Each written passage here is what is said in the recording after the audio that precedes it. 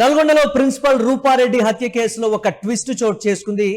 పోలీసులు ముగ్గురు కీలక నిందితుల్ని అరెస్టు చేశారు. నిందితులు రూపారెడ్డి స్కూల్ విద్యార్థులుగా గుర్తించారు. ఇదే ప్రధానమైనటువంటి ట్విస్ట్. అయితే హ్యాండ్ గ్లౌజ్, మాస్కులు ధరించి పకడ్బందీగా ఎలాంటి ఆధారాలు దొరకకుండా నిందితులు ఇంట్లోకి చొరబడ్డారు. అంటే ముందుగా వాళ్ళు ప్లాన్ చేసుకున్న దాని ప్రకారం ఎలాంటి ఆధారాలు కానీ వేలు ముద్రలు కానీ అక్కడ లభించకూడదు అనేటువంటి ఒక ఉద్దేశంతో హ్యాండ్ గ్లౌజులు కావచ్చు, కవర్స్, వీటిని ఉపయోగించి వారు నిందితులు ఇంట్లోకి అయితే ప్రవేశించారు. కొన్ని రోజుల క్రితం గంజాయి సేవిస్తూ రూపారెడ్డి కంటపడ్డారు ఈ స్టూడెంట్స్. తను వీడియో కూడా తీసింది అనేటువంటి మాట చెప్పారు. సో దాన్ని దృష్టిలో పెట్టుకొని వారు కోపం పెంచుకోవడం కావచ్చు, పగ పెంచుకొని రూపారెడ్డిని హత్య చేశారు. ఇది పోలీసులు ప్రాథమికంగా నిర్ధారించింది. అయితే గంజాయి సేవిస్తున్నప్పుడు విద్యార్థుల్ని మందలించారు, అంటే కొంచెం గట్టిగానే మందలించారు. వీడియో ప్రూఫ్ కూడా తీసి మీ పేరెంట్స్కి నేను ఇది చూపిస్తాను, మీరు స్కూల్ దశలోనే గంజాయి సేవిస్తూ ఉండటం సరైంది కాదు, మీరు మానేస్తాను, ఇక నుంచి గంజాయి తాగను అంటే ఇది మీ తల్లిదండ్రులకు నేను చూపించను అనేటువంటి ఒక క్లారిటీ ఇచ్చి ఈ నేపథ్యంలో రూపారెడ్డి చెప్పినట్లుగా కూడా తెలుస్తోంది. అయితే వారిది మనసులో పెట్టుకొని ఒకవేళ రికార్డ్ చేసినటువంటి వీడియోలని తమ పేరెంట్స్కి ఏమైనా చూపిస్తారా, లేకపోతే ఏమైనా చర్యలు తీసుకుంటే పరిస్థితి ఏంటనేటువంటి ఒక ఆలోచనతోటి వారు గంజాయి మత్తులోనే రూపారెడ్డిని హత్య చేసినట్లుగా కూడా ఈ నేపథ్యంలో తెలుస్తోంది. హత్య అనంతరం దాదాపుగా 2 లక్షల రూపాయల నగదుతో పరారైనట్లుగా సమాచారం. అంటే అది నగదు చోరీ కింద వచ్చే విధంగా, అంటే పగతోటి చంపినప్పటికీ కూడా దొంగతనం జరిగినటువంటి కోణంలోనే ఈ నేపథ్యంలో ఈ ఘటన అనేది పోలీసులు విచారణ చేస్తారనేటువంటి అంశానికి సంబంధించి దానికి కూడా పకడ్బందీగా ప్లాన్ చేశారనంటే స్కూల్ దశలోనే వారి నేర ప్రవృత్తి, వారి విషయాలు మన సీసీటీవీ ఫుటేజ్లో ఎక్స్క్లూజివ్గా చూస్తున్నాం. ఆ నిందితులకు సంబంధించి విజువల్స్ కూడా దొరికాయి, పోలీసులు సేకరించారు. మొదటగా భర్త పైన అనుమానం వ్యక్తం చేశారు పోలీసులు.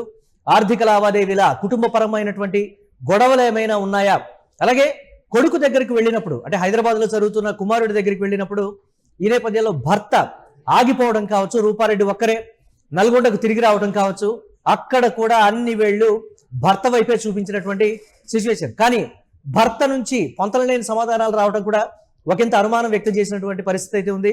కానీ ఎట్టకేలకు అసలు అన్ని కోణాల్లో కూడా పోలీసులు లోతుగా దర్యాప్తు జరిపి స్కూల్ స్టూడెంట్స్, రూపారెడ్డి మీద కోపం పెంచుకున్నటువంటి స్కూల్ స్టూడెంట్స్ గంజాయి మత్తులో ఉన్నటువంటి పరిస్థితుల్లో వీడియో రికార్డ్ చేసి వారిని మందలించిందనేటువంటి ఏకైక కోపంతో, ఆ ఒక్క కారణంతోనే రూపారెడ్డిని వారు హత్య చేశారని అయితే క్లియర్గా తెలుస్తోంది.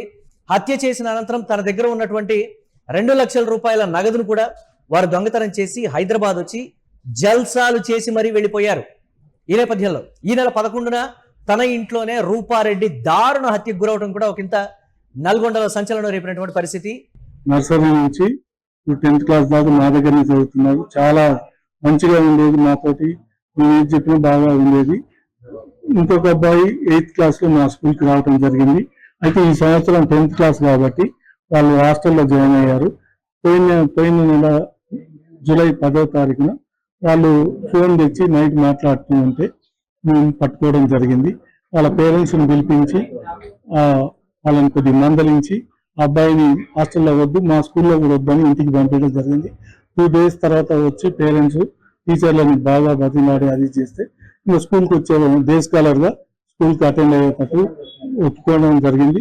వాళ్ళు రెగ్యులర్గా స్కూల్కి బాగానే వస్తున్నారు. వాళ్ళ బిహేవియర్ కూడా మాకు ఎప్పుడు కూడా పెద్దగా చెడుగా ఏమనిపించేది. స్కూల్లో ఉన్నంతసేపు మంచిగానే చదువుకునేది, టీచర్లు చెప్పేది వినేది. అనుకోకుండా ఈ సంఘటన జరగటం అనేది వాళ్ళు ఈ విధంగా చేస్తారని మేము ఏనాడు కూడా ఊహించుకోలేదు. ఇది చాలా దురదృష్టకరమైన విషయం. సార్, ఈ వంశీ అనేటటువంటి వ్యక్తి నా దగ్గర 8th క్లాస్ లో జాయిన్ అయ్యాడు. కాకపోతే తను కొంచెము స్కూల్ కు ఇర్రెగ్యులర్ గా వచ్చేటటువంటి వాడు. ఆ చెప్పిన తర్వాత ఆ రోజు ఆ పేరెంట్స్ వచ్చిన తర్వాత మరి పిల్లగాడైతే ఇట్లా రెగ్యులర్ రాలేదమ్మా, అటెండెన్స్ రిజిస్టర్ చూపించాము మేము. ఆ రోజు చూపిస్తే వాళ్ళ పేరెంటే ఒక తండ్రి ఉండి 2 దెబ్బలు వేశాడు, ఆ తల్లి కూడా తిట్టింది. ఆ తిట్టిన తర్వాత నుంచి వాడు రెగ్యులర్ గానే వస్తున్నాడు స్కూల్కి. 9th క్లాస్ నుంచి మధ్యనే వస్తున్నాడు. మేము క్లాసులో ఏదైనా నోట్స్ కానీ ఏదైనా కానీ రాయనప్పుడు మేము ఈ పిల్లలందరితో పాటు వాడిని నిలబెట్టినప్పుడు మాత్రం పిల్లవాడు ఏంటంటే సైలెంట్ గా నిలబడేటటువంటి వాడు కానీ మాట అనేటటువంటి బయటికి వ్యక్తం చేసేటటువంటి వ్యక్తి అయితే కాదు. ఎక్కువ మాట్లాడపోయేది. ఏదైనా మాట్లాడాలన్నా కూడా గున్గున్ గున్గున్ అనేటటువంటి గునిగేటటువంటి వాడు, అంతగాని స్పష్టమైనటువంటి క్లియరెన్స్ అనేటటువంటి మనకేమి ఇచ్చేటటువంటి వాడు కాదు. మేము ఆ పిల్లగాడి బిహేవియర్ అనేటటువంటిది అట్లా ఉంటుందని మేము ఇంతవరకు ఊహించలేదు. అసలు యాక్చువల్ గా నేనేంది ఒక్కపోతే వస్తాను సార్, నేను ఇక్కడికి హాఫ్ డే స్కూల్కే వస్తాను.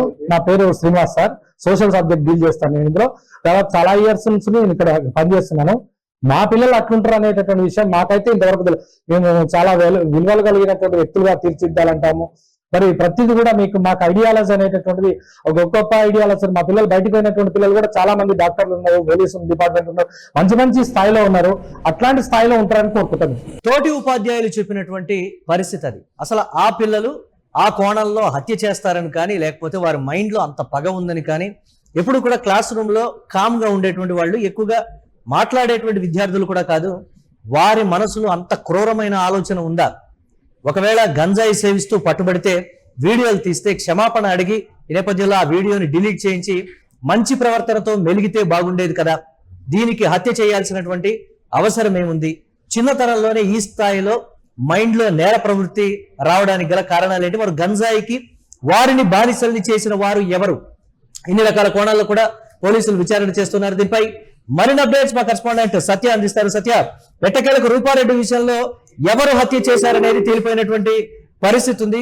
ఏంటి అప్డేట్స్? ఏ విధంగా చూడాలి? స్టూడెంట్స్ లో ఉన్నటువంటి నేర ప్రవృత్తి కావచ్చు, లేకపోతే ఇతరతర అంశాలన్నీ కావచ్చు, షాక్ కు గురి చేస్తున్నాయని చెప్పాలి. నిజంగా రూపారెడ్డి నిర్వహిస్తున్నటువంటి స్కూల్లో గంజాయి సేవిస్తున్నారా? స్కూల్ విద్యార్థులకి గంజాయి అమ్ముతున్నది ఎవరు?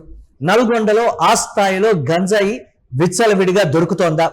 పిల్లలు నిత్యం సేవిస్తూ ఉండటానికి సంబంధించి ఇంట్లో తల్లిదండ్రులకు డబ్బు ఏ విధంగా ఇస్తున్నారు? వాటిని కొనుగోలు చేయడానికి డబ్బు ఎక్కడి నుంచి వస్తుంది? ఇన్ని రకాలైనటువంటి అనుమానాలు కూడా సాధారణ ప్రజలు, పోలీసులు, అలాగే స్కూల్ టీచర్లు కావచ్చు, తోటి విద్యార్థులు వారు ఎప్పుడూ కూడా రూపారెడ్డి గురించి అలా మాట్లాడతారని కానీ, లేకపోతే అలా అఘాయిత్యానికి ఒడిగడతారని కూడా మేము కూడా అనుకోలేదని తోటి విద్యార్థులు కూడా చెప్తున్నారు. దీనిపై మరిన్ని అప్డేట్స్ మా కరెస్పాండెంట్ సత్య అందిస్తారు. సత్య, ఒక హత్య 100 అనుమానాలు అనేటువంటి మాట, హత్య ఎవరు చేశారో తెలిసిన తర్వాత కూడా రకరకాలైనటువంటి కోణాల్లో ఆలోచిస్తున్నటువంటి సిచ్యువేషన్. మొత్తం గంజాయి చుట్టే తిరుగుతోంది. వారు పగపెంచుకున్నటువంటి విధానం కావచ్చు, రూపారెడ్డిని హత్య చేసినటువంటి పకడ్బందీ విధానం కావచ్చు, హత్య జరిగిన తర్వాత వారు డబ్బును తీసుకొని దొంగతనం చేసి హైదరాబాద్ వచ్చి జల్సాలు చేసి తిరిగి వెళ్ళిపోయారు. అంటే మొత్తం ఘటనను దొంగతనం కోణంలో చిత్రీకరించేటువంటి చిన్న వయసులో సృష్టించినటువంటి ఆ మాస్టర్ మైండ్స్. ఏంటి అప్డేట్స్? ఎలా చూడాలి? ప్రధానంగా నల్గొండ జిల్లా కొండపల్లిలో జరిగినటువంటి ఘటన ఒక్కసారిగా ఇటు నల్లగొండతో పాటు హైదరాబాద్, అలాగే మొత్తం రాష్ట్ర వ్యాప్తంగా కూడా సంచలనం చూసిన పరిస్థితి ఉంది. అందరికీ తెలిసిన విషయమే. దీంతో చాలా మంది అనుమానించారు.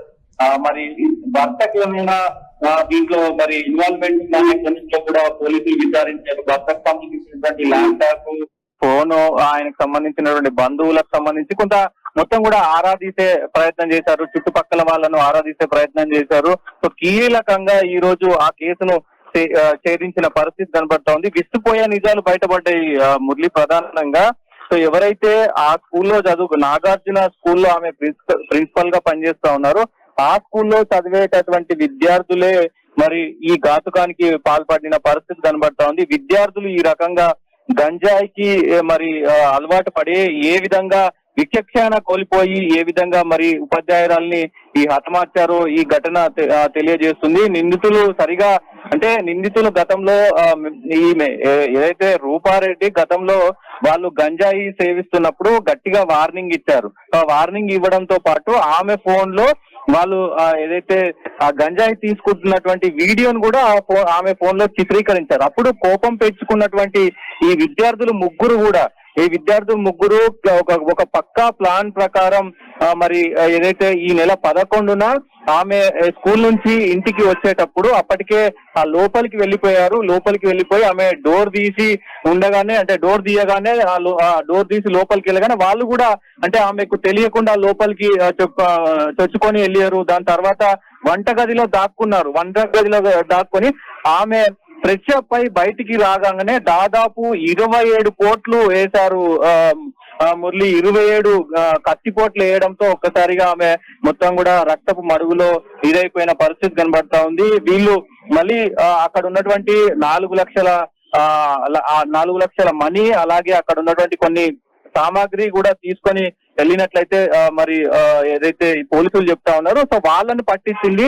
వాళ్ళు వాడుతున్నటువంటి బ్లౌజులు కావచ్చు, వాళ్ళు వాడుతున్నటువంటి కొన్ని ఏవైతే ఆధారాలు సేకరించారో ఆధారాలు సేకరించి నిందితులను పట్టుకునే ప్రయత్నం చేశారు. ఇటు వాళ్ళు ఏటై ఘాతుకానికి పాల్పడిన తర్వాత నేరుగా అక్కడ ఉండకుండా అక్కడ సీసీ కెమెరాలకు కంటపడకుండా హైదరాబాద్ కు వచ్చి విలాసవంతంగా ల్యాప్టాప్లు ఇవన్నీ కూడా కొని ఇక్కడ ఉన్నటువంటి కొంచెం కాస్ట్లీ ఐటమ్స్ కొనుక్కొని ఇక్కడ ఎంజాయ్ చేశారు. దాదాపు 8 రోజుల తర్వాత పోలీసులు వాళ్ళని ఎట్టకేలకు పట్టుకున్న పరిస్థితి అయితే కనబడతా ఉంది. సో దీంట్లో ప్రధానంగా ఈ మొత్తం ఇష్యూకి అంటే ఒక మనిషి ప్రాణాలు తీసేటువంటి వ్యక్తులు, చిన్న పిల్లలు 16 సంవత్సరాలు 15 సంవత్సరాలు ఉన్నటువంటి పిల్లలు ఈ విధంగా మరి తయారవుతున్నారు అంటే దానికి ప్రధాన కారణం గంజాయి మత్తులో ఏ రకంగా విచక్షణ కోల్పోయి పెద్దవాళ్ళైనా సరే యువకులైనా సరే ఇప్పుడు చిన్న పిల్లలు ఎవరైతే దాదాపు ఇప్పుడు 15-16 సంవత్సరాలు ఉన్నటువంటి పిల్లలు కూడా ఇట్లాంటి ఘాతుకానికి పాల్పడుతున్నారంటే గంజాయి ఎంత ప్రమాదకరమో మరి అందరికీ చెప్పాల్సిన అవసరం ఉంది. దాన్ని మొత్తం రాష్ట్రంలోనే గాను దేశంలోనే దీన్ని మరి బహిష్కరించాల్సిన బాధ్యత ప్రభుత్వాల పైన ఉంటది. మురళి, సత్య, మొత్తం మీద పిల్లలకు గంజాయి అలవాటు ఉండటం, గంజాయి సేవిస్తూ రూపారెడ్డి కంటపడటం, రూపారెడ్డి దాన్ని వీడియో తీయటం, వారు భయాందోళన వ్యక్తం చేయటం, తల్లిదండ్రులకు ఎక్కడ తెలిసిపోతుందో, తల్లిదండ్రులు ఎక్కడ కొడతారో అనేటువంటి మాట. రూపారెడ్డి అప్పటికీ మందలించి వదిలిపెట్టి మరోసారి మీరు గంజాయి సేవిస్తూ పట్టుబడితే మాత్రం డెఫినెట్గా ఈ వీడియోలని మీ కుటుంబ సభ్యులకు చూపిస్తాం, మీ అంశం అనేది తల్లిదండ్రులకు మేము చెప్తాం అనేటువంటి మాట చెప్పడం, వారు అక్కడికక్కడే రిక్వెస్ట్ చేసుకోవడం. ఈ నేపథ్యంలో తర్వాత ఎప్పుడైనా సరే రూపారెడ్డి ఈ అంశాన్ని తల్లిదండ్రులకు చేరవేస్తుందేమో అనేటువంటి ఒక భయం. అసలు పిల్లలకి గంజాయి కొనడానికి డబ్బులు ఎవరు ఇస్తున్నారు అనేది ప్రధానంగా, అలాగే గంజాయి ఎవరు సప్లై చేస్తూ ఉన్నారు, స్కూల్లో పిల్లలు గంజాయి సేవిస్తూ ఉంటే ఆ స్థాయిలో నిఘా కొరబడిందా, పక్కనున్నటువంటి విద్యార్థులకి పాఠాలు చెప్పేటువంటి ఉపాధ్యాయులకు కూడా ఆ అంశం తెలియదా, సైలెంట్ గా ఉండేటువంటి పిల్లల వెనక ఇంత క్రూరమైనటువంటి మైండ్ సెట్ కానీ వాళ్ళు ఈ అఘాయిత్యానికి పాల్పడతారని మేము ఎప్పుడూ అనుకోలేదని అంత క్లారిటీగా చెప్తున్నారు అని అంటే ఏం జరుగుతుందో అసలు ఆ పాఠశాలలో, నల్గొండలో జరుగుతున్నటువంటి విద్యార్థుల జీవితాల్లో ఏం జరుగుతోంది, పర్టికులర్ గా ఈ అంశం మీద అయితే పోలీసులు పూర్తి స్థాయిలో విచారణ అయితే చేపట్టినటువంటి సిచ్యువేషన్ ఉంది. చూడాలి ఏ విధంగా ఉండబోతోంది అనేది. ఒకసారి డీటెయిల్స్ కూడా చూద్దాం. మాకు తెలియదు, ఇంతవరకు అయితే మాకు తెలియదు వాళ్ళు ఏం చేసిరు. వంశీ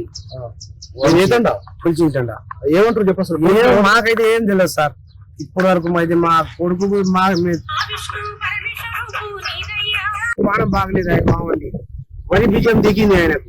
హాస్పిటల్ చూపించుకుంటా తిరుగుతున్నాం మేము. రోజు బడికి పోతాడు, సాయంత్రం ఇంటికి వచ్చేస్తాడు. ఏం పేరు? వంశీ. ఆయన ఏం మాకైతే ఏం తెలియదు సార్. ఆ బడిలో పోతుండు వస్తుండు కానీ మాకైతే ఇప్పటి వరకు ఏం తెలియదు. ఇప్పుడు తెలియదు మాకు, అసలు ఏం మ్యాటర్ కూడా తెలియదు. ఇప్పుడు మీ కొడుకు చంపినాడు అంటారు అసలు మాకైతే ఏం తెలియదు సార్, మాకైతే ఏం తెలియదు. చెప్తున్నారు సార్, కావాలని ఖర్చు చేస్తున్నారు, కావాలని చేస్తున్నారు, కాదని చేస్తున్నారు, మాకైతే తెలియదు. ఇప్పుడు మా ఇక నిన్న నుంచే మా వెనకబడ్డారు. ఈ రోజులు మాకు ఏం సమాచారం రాలే. పడికి పోతుండు వస్తుండు కానీ నిన్న నుంచి మాత్రం మావాడని నిన్న రాత్రి 8 గంటలకు 7 గంటలకు పట్టుకుపోయారు. ఇప్పుడు దాకా మా పోలీసులు వచ్చి మా ఇంటి కాడ ఫోన్ తీసుకుపోయారు కానీ ఇంకా మాకైతే ఏం తెలియదు. ఇప్పుడు నాకైతే మాకైతే ఏం తెలియదు.